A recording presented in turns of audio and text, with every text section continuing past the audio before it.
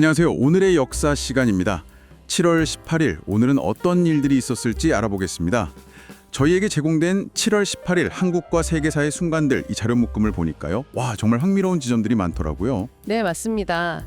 고대 로마를 삼킨 그 대화제부터 올림픽 체조에서 정말 누구도 상상 못했던 그런 만점 연기까지 정말 극적인 순간들이 이 7월 18일 하루에 다 모여있는 것 같아요. 그렇습니다. 오늘 살펴볼 자료들이 단순히 어떤 과거 사건들을 쭉 나열하는 게 아니고요.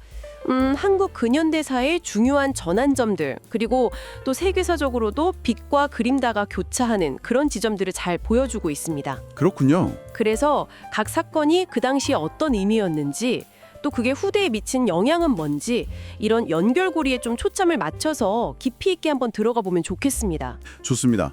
그럼 먼저 1894년 7월 18일 이 전후 시기 동학농민혁명 때로 한번 가보죠.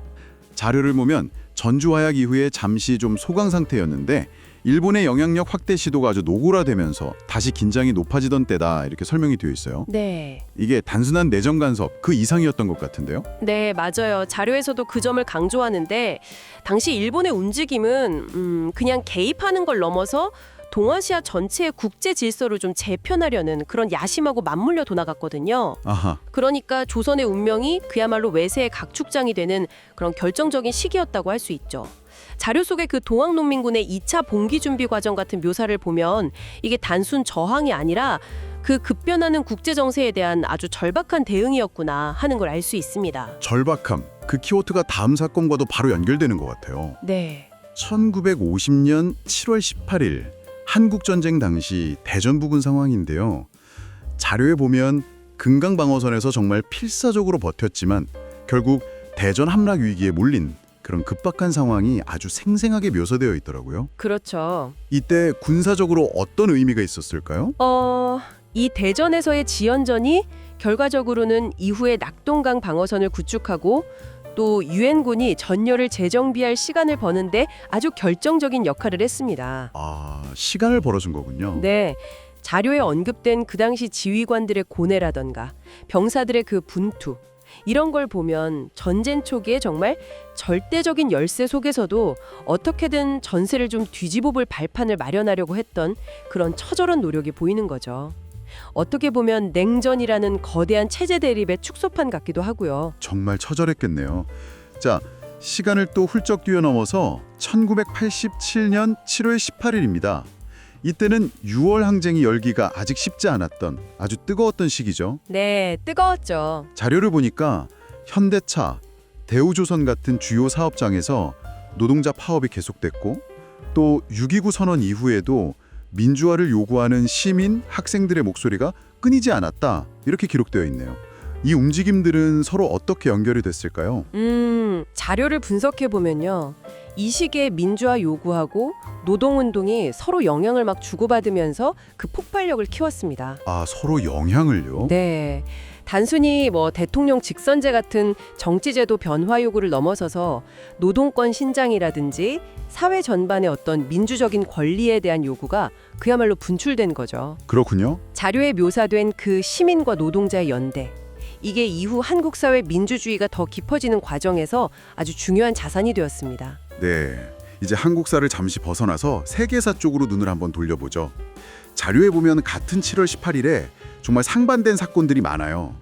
기원 후 64년 로마 대화제, 그리고 그 책임을 기독교인에게 돌렸던 네로 황제의 박해. 또 1290년에는 영국 에드워드 1세가 유대인 추방령을 내렸고요. 그렇죠. 이렇게 특정 집단을 향한 핍박이라는 점이 공통적으로 보이네요.